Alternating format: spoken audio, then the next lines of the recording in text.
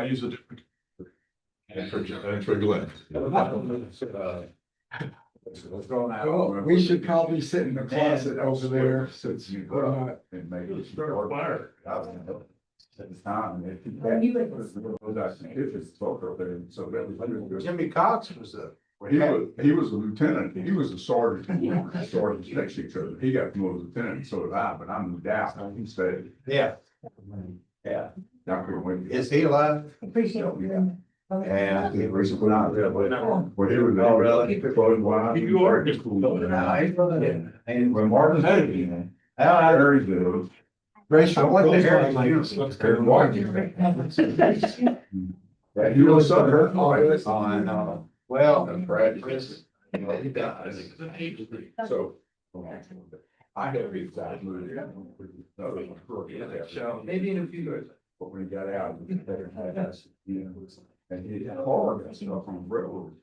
And there was they were high.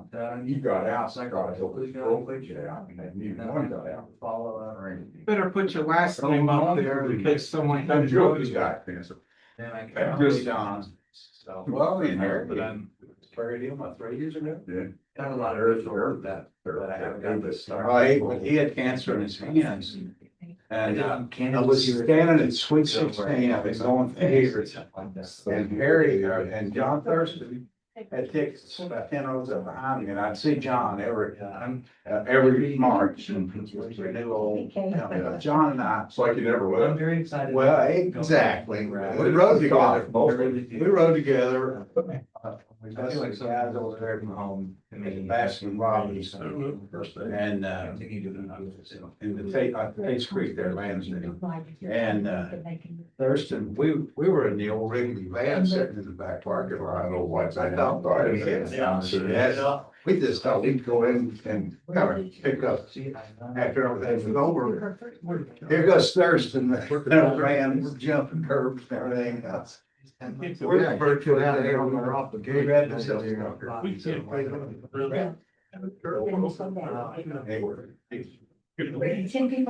people. So we've been averaging about first one here. So I thought Thursday. down is a November, but I probably be good. When these are all the replies that people made about what they considered their top If you're. concerns were. It was on the email. Yeah. Well, it was out in. You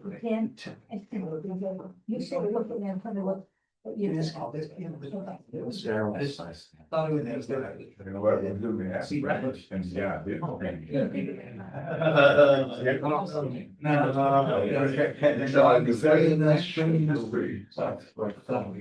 Yeah, I do remember.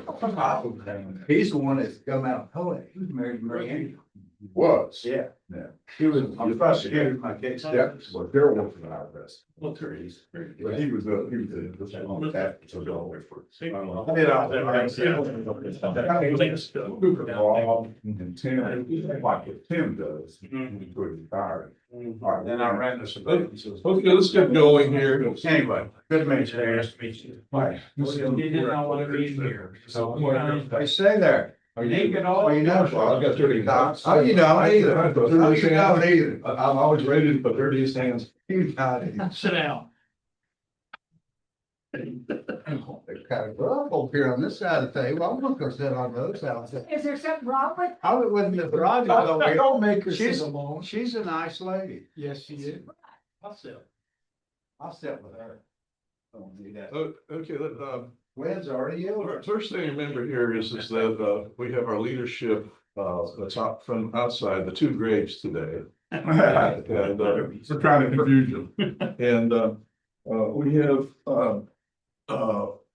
Elijah has prepared quite a bit of effort for us to, look at things. And, I've asked him to be the first person to inform us about both doors that are remotely lockable and cameras. And both of those emerged in terms of over the top concerns and information that you returned to me in the emails. And those are the top concerns, either from a children's aspect, which was a very high concern on the replies, as well as fitting into the overall operation us being a soft target, say, in the sanctuary because the doors were open everywhere. So what that relates to is that really, even if we have somebody outside the sanctuary, there are other doors that are open that would allow someone to find the children if they knew where they were. And that's at the end of one hall where the nursery is above them on the second floor. So Greg, Isaiah, why don't you say, Keep going. go ahead. Nehemiah. Elijah. Elijah, go ahead. So first, I apologize if the map is so difficult to look at. It is very small, but hopefully Our superpower is a great vision at our age, so. yes, exactly. But what I want you to focus on the most is the red and the green sections, because that's highlighting what areas are actually covered, what can be seen by the cameras. So the main areas of concern that I found, and this is just my opinion, but the hallway between the choir room as well as the two children's nurseries, we have a camera there. But for whatever reason, I talked to ISS about this. They said that that camera is not active. So we can't actually see down that hallway right now. Both of the nurseries don't have cameras in them, so there's no camera coverage there as well. The choir room door, which is an entrance to the outside. On the back side there. Yeah. Yeah. Room 16, it's gonna be room 116 because we're renumbering the church as well. But that does not have any camera coverage at all. So that's one entrance of the church that has no camera coverage. And I know we did have an instance once in the past where the door was unlocked and they were just coming in for church, but they didn't realize that that wasn't the main entrance and they came in through that door, and it kind of created a little bit of an awkward They situation. were not coming in for church. He was a messed up young man who had stolen a bike. I was there. Oh, It was at night. We started locking that door. okay. And even during services on Sunday, we're locking that door now as of about 3 weeks ago. Yeah. And if somebody comes in late, they can walk around the church. Okay. What does ISS mean? If you'll forgive ISS. me. No, you're good. ISS is the security company that we go through that provides all of our security camera coverage, as well as the keypads on the doors. That's one of the things we did talk about with the choir room is we're hoping to add a keypad to that door so that it remains locked all the time, but it can still be accessed by the choir members because they like being able to come in through that door. So what I got? So one of the things we always encounter in the Board of Trustees is we ask for something and we approve it, and then we find out the price, the cost that we approved it at changes later. So just pay attention as we continue you continue as being the expert on this. So John doesn't have got another thing to worry about. Where the cost structure is and what seems to be, something that gate and what we're going to do down there was, one of those instances where things got close. So please go on. Yeah.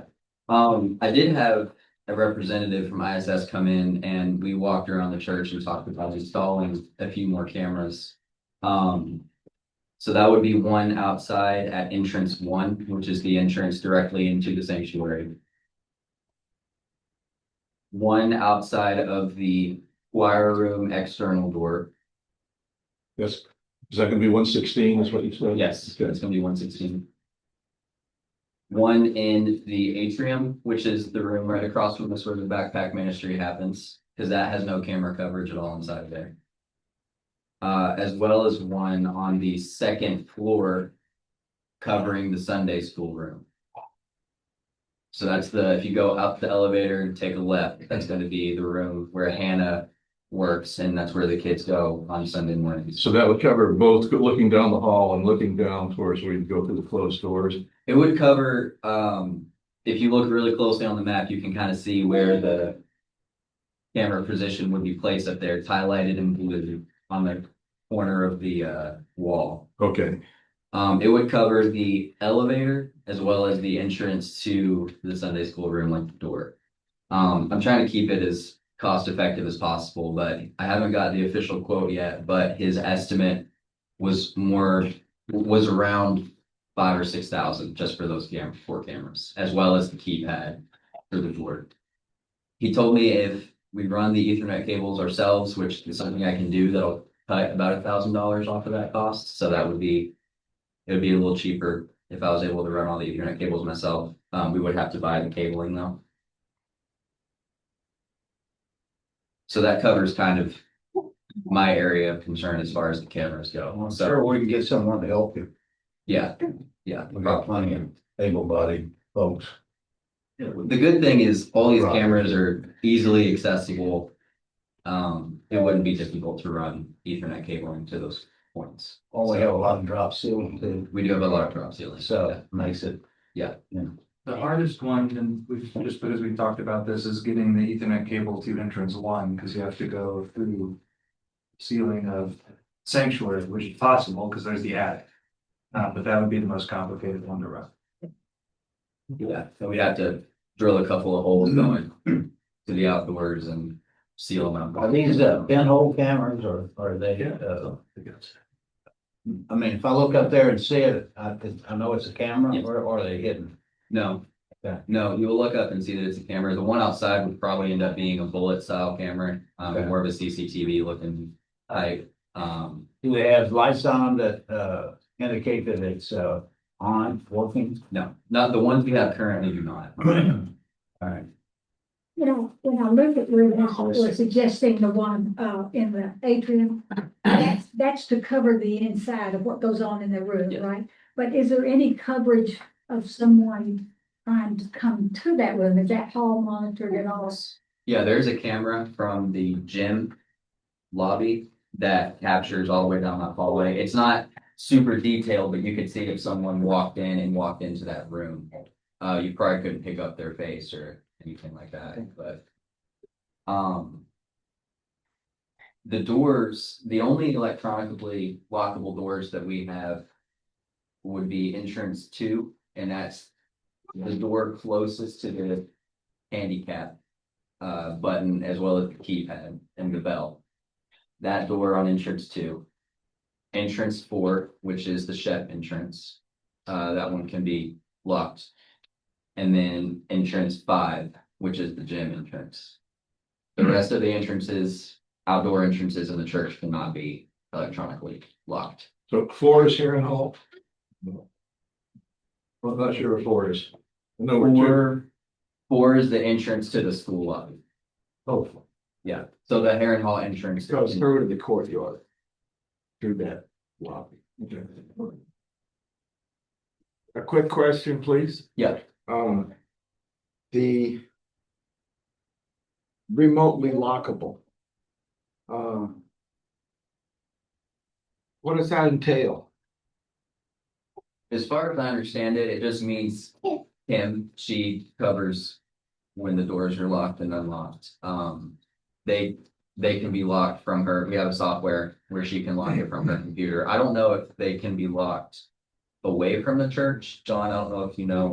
There is a app, There is an app where you can do and then that. you can also remotely access it through the website. Okay. Sandra's can do it. I Yeah, suppose. sounds like you could. Does anyone else have the app to do it? I don't think so. I think it's just probably Sandra Standard and Ken. and Ken. Yeah. Okay, are you through with the doors? Yeah. Okay. Yeah. So, Grace, we can start with you speaking for a little bit and then do the tour, do the walk around. Like we say in Australia, walkabout. Now I'm dumping leadership to you. That's all right. So a couple of questions about the cameras. I mean, are they monitored? That's my question. Who's monitoring these cameras? Nobody actively, but I have access to be able to go in back there, and you can go back in time as far as you want and watch what's recorded. Is there an app that we could, say if we ended up picking out, a security chief at John Hatton's office or him and Parker together or something, and we say name 5, key individuals that, can we give them the app and have them have access to these cameras for monitoring? I will say they are monitored during the day on the school side because the cameras are in the administrative offices. So they are being capably monitored on a throughout the week, but not during Sunday services. Let's break sort of the concepts, this is not a criticism of this, we're talking about procedures here with monitoring something rather than knowing what we have and what we can do.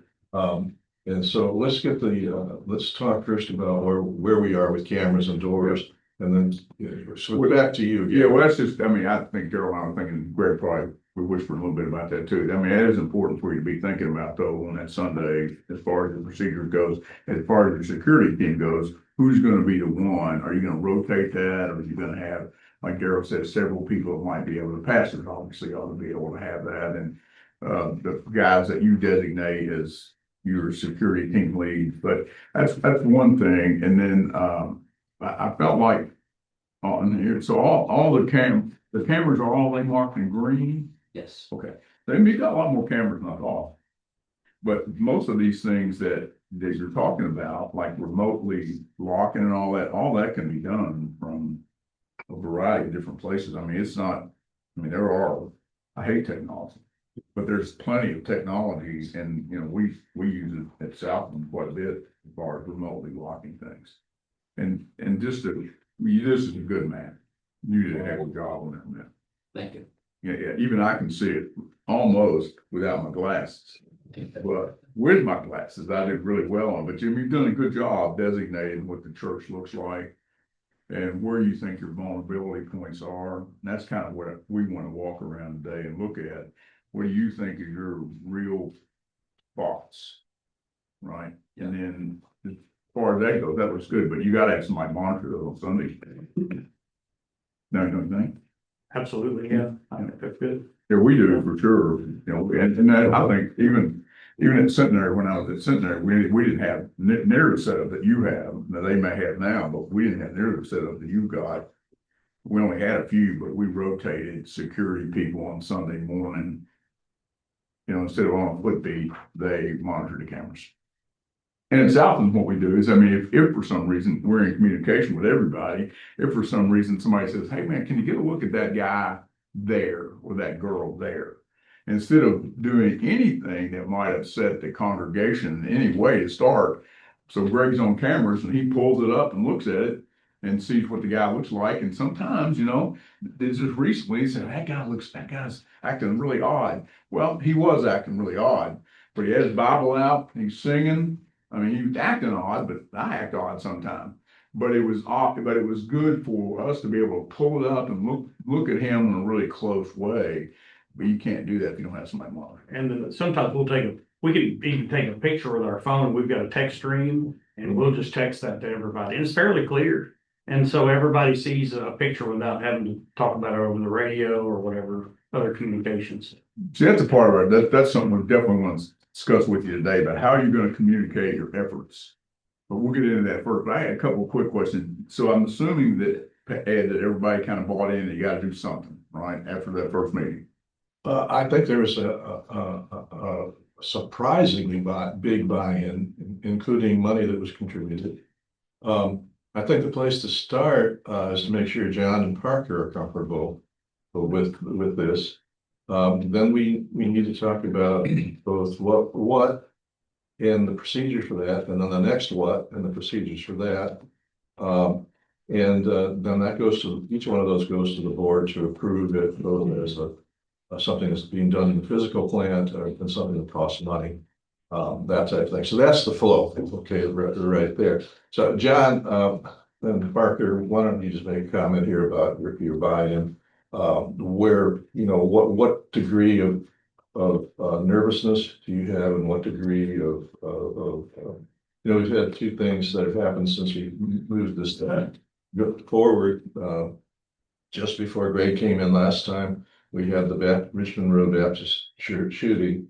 And then now on national news, we've had a person who has Christian background, he basically was assassinated in our college campus. So I mean, those things are on people's minds. And that's the level of nervousness I think that's out there. And I really did, I was walking in, well, the two things that happened to me, I was walking in to start helping Hannah early on, and people did jump off the cashew stand or whatever, wanted to know where we were on this pecan stand, wanted to know where we were, well, have we done anything and why not? That type of thing, and I didn't even know they knew that I was even involved or that we had this going. And then I came into church after that with a backpack with the stuff that I'd used for Sunday school, and Linda Keene wrote that there was somebody who came into church with a backpack, and she was really nervous. And I thought she knew me, but I guess the backpack was, what bothered her, that type of thing. And this is just a regular, type of thing. So the awareness out there, to answer your question without saying more, is pretty big by my judgment. Okay. All the people here named are on the board. I hope I've got all the names on the board. The red people are alternates. I believe we should not do business without a critical mass. And so Glenn and John, are here because are we on Zoom? Yeah. Okay, so Jeff probably is Jeff on right now? I can check and see, but hopefully. The question is, one of my neighbors here, where's the other one? Brad is coming from a soccer game. He'll be here late. So we had to flip a coin whether I'd go to my soccer game or he'd go to his. Well, we're trying to keep you too long on it. So hey, let's get back to that. So you got to buy in, and the insurance people were here the last time, right? That your church insurance people. Yeah. And they're supportive of what you're doing, right? Right. And then where did you land on the police? Hiring a cop to be at your. That'll be part of the discussions that we do moving forwards, starting today, if you like, or whatever. I think everybody would like to know what the cost question is, and the history on that. The prior rationale, parked policeman, it was not security and safety, it was car break-ins. So that's our history in that. So we've done it before. We don't know where the budget is. He can tell you what they cost. Right, you got in your head. I mean, yeah, they're expensive. They're about $60 an hour for a sworn officer. But what you're getting is that gotta get away from the idea that people are breaking into your cars. And I get it. Nobody wants their car broken into, but that's the minimum. I mean, you are hiring a policeman to keep people from coming to your church and doing something terrible. Really, I mean, we can, we can kind of dumb it down if you want, and I know you don't want to, but we could and say, oh, well, the chances are really slim, and the percentages that is true, but it doesn't mean it wouldn't happen ever. And so you're hiring a cop to put that police car right out in front of here and come in here and be ready to respond with your security team. Whether it may be even a medical thing. I mean, it could be those guys can do more medical stuff. I mean, I have a lot of cops work with me over the years. But more importantly, you're putting them out there kind of as a presence and say, don't come here. And $65 an hour, $60 an hour sounds like a lot, but it's one day, it's 4 days a month for some real peace of mind. So I think we do it. We spend a lot of money on it, but I know other churches do too. I'm in communication with the church in Mount Sterling currently that somebody asked me to go help on. And this is a small country church. It's a lot smaller than you guys, but they understand what they gotta have. So that's something I think we ought to talk a lot about. We don't have to do it. And then the other thing that we mentioned the last time that I don't think I ever really got an answer on about guns in the church other than cops. I know people don't want to do that. I get that. But I don't know where you landed on. I talked to a guy yesterday that's more than happy to run your folks through training if you want to let a few people, if you want to authorize a few people to carry firearms that are retired guys, military guys, firemen guys, IRS guys. whatever you think you want to do, I would give that some serious thought. And I would do it. That's what I'm saying probably. When you, Yes. so that, we can stop there, and we can, I think I forwarded Ed the security template to look at and how you put your policies together. After today, I'll forward you an entire policy manual that I wrote some time ago that we use a lot of it at Southland. It's centenary. It's got everything on it you'd ever need. It took me 6 months to get it written, but you're welcome to it. Now that I know that you're really serious about getting it done. Well, to that point, as far as, police carrying weapons inside of the church, I think I've already received some, messages that, I sure hope we don't have to put a police car out front again.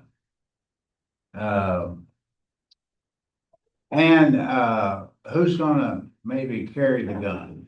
Who's gonna be armed in this? We do it.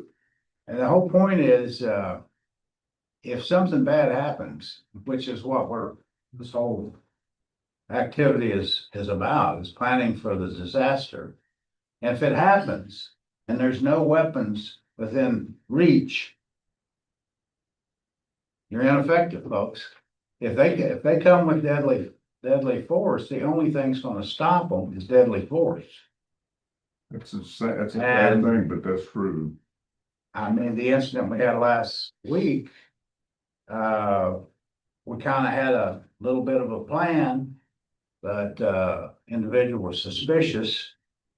And Glenn mentioned it, and we corralled the situation and got people real close to him, and kept a real close eye on the individual, and throughout the service.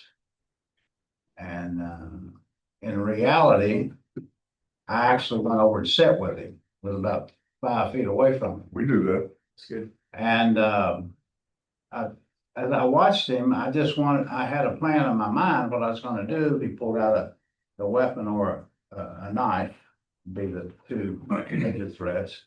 And my friend was sitting right in front of me, who he and I together, I think, could have handled it. But if you're not going to have armed people in the church, and the worst of all scenarios happens, which is why we're planning this, without armed people in the church, you're victims. That's just the way it is. You gotta meet reality. It's not, maybe not very tasty, but keep in mind, or I would highly recommend, I'm sure Greg and would also, that these would be concealed weapons. Absolutely. Nobody.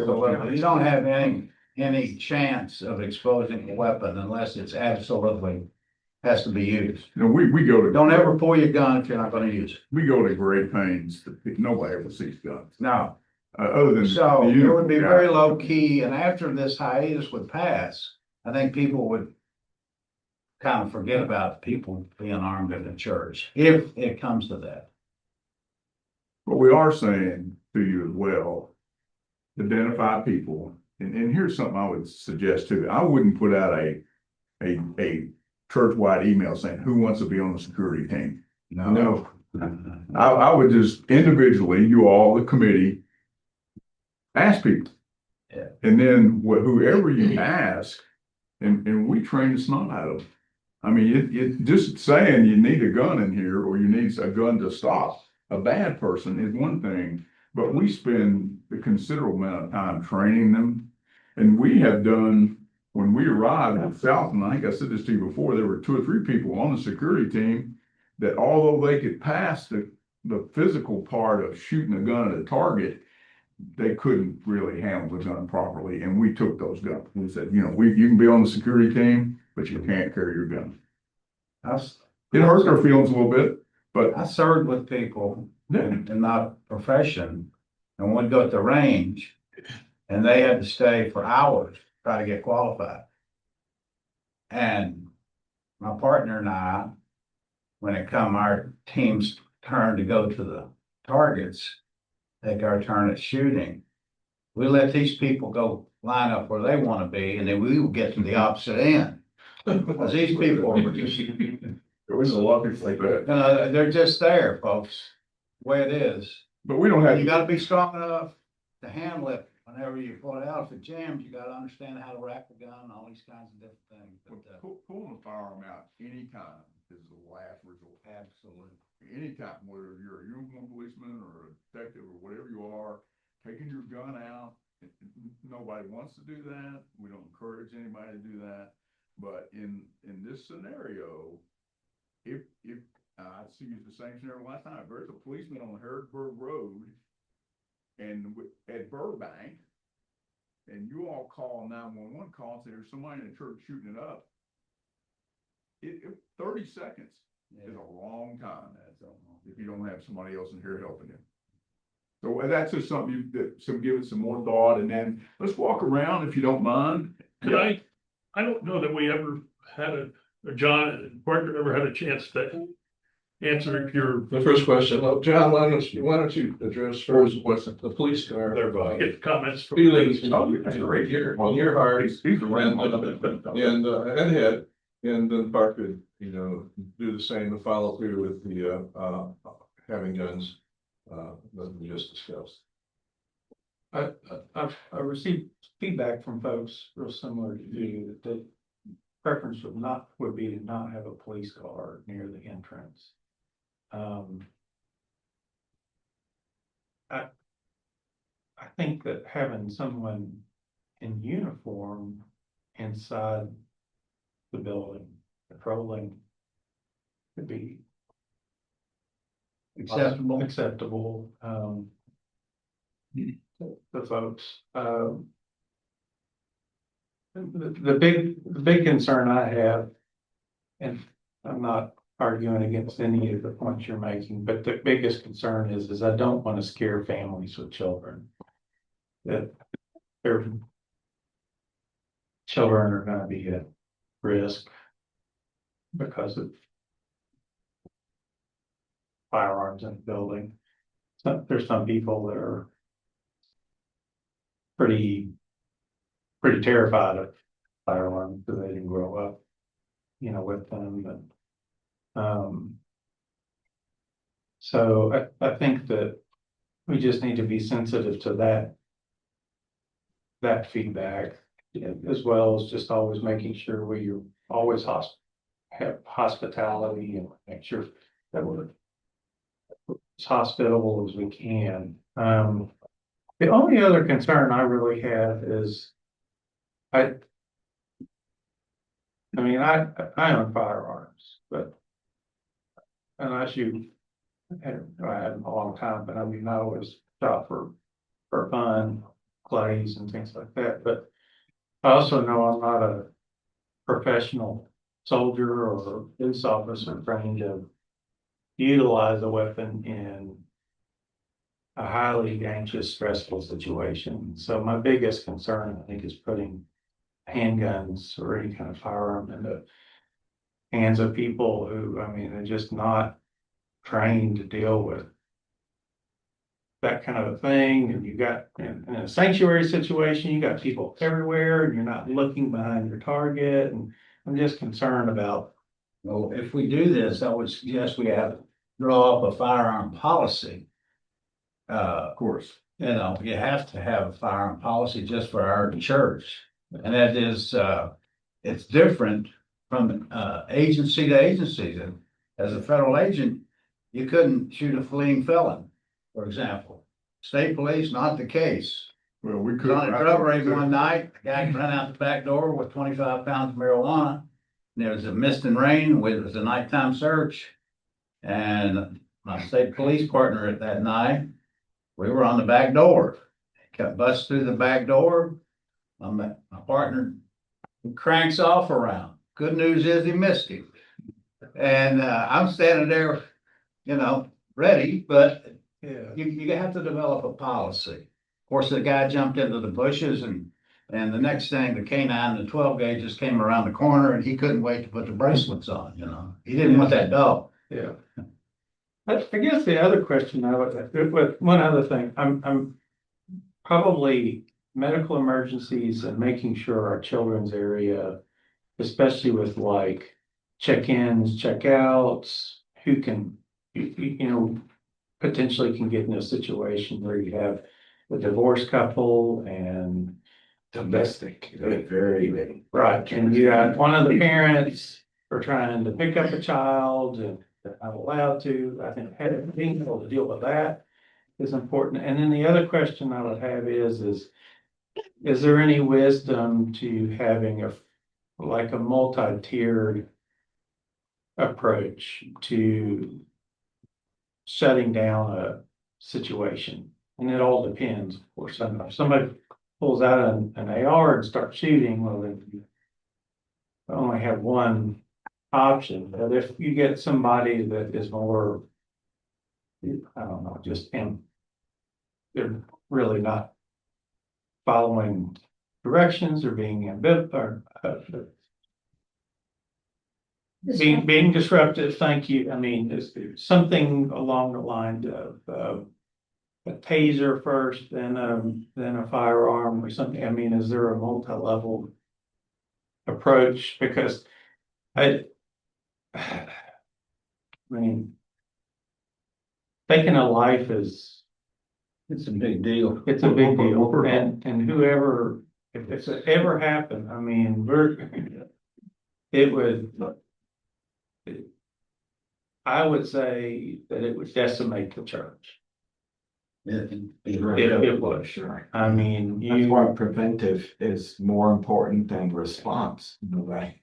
But see, The that, police car is not a scary thing unless you're someone who has had a bad experience with the police in the past. yeah, It's not gonna scare children that have been brought up properly, or that's my humble opinion. I do think that my fear, and this is, I don't know much about all of this, but my fear is people get real skittish about traumatic things that happen in a church.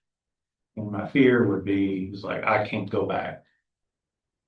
And then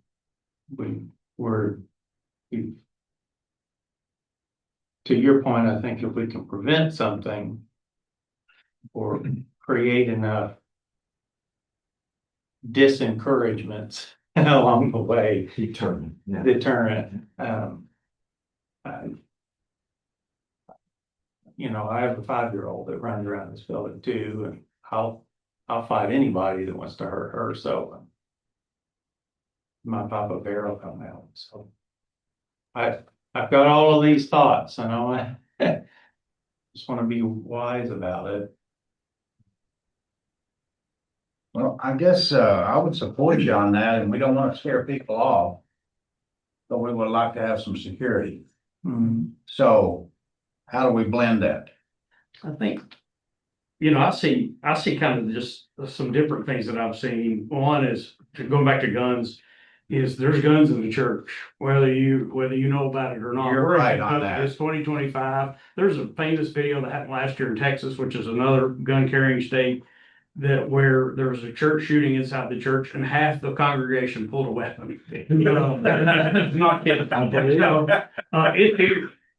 And so by choosing people that have a background handling weapons, you're designating people that you can train. You add training with that between the background and training. They have a level of expertise that you put that trust in. And so you do that training initially, and then you do continual training. And then, it's my experience, and maybe it's just an isolated thing, but the folks that are in uniform, where I go to church are very appreciated, and by all ages, and they feel a sense of comfort there, I think. And when you hear about schools and places where, these things happen in the media, and then you see a police car on a curb, I think that's a deterrent in a lot of ways. and you're saying, I mentioned this to Ed, and I don't know if y'all done it or not, but the incidents that he's talking about are 2 of thousands. If you look at on Sunday across the country, there's something that happens multiple times. And most of these places do not have anything in place. But most kids are so used to seeing the police these days at their They're in the school. schools, at their churches. You know, like with the guys we have in uniform, man, they're huge guys. Kids love them.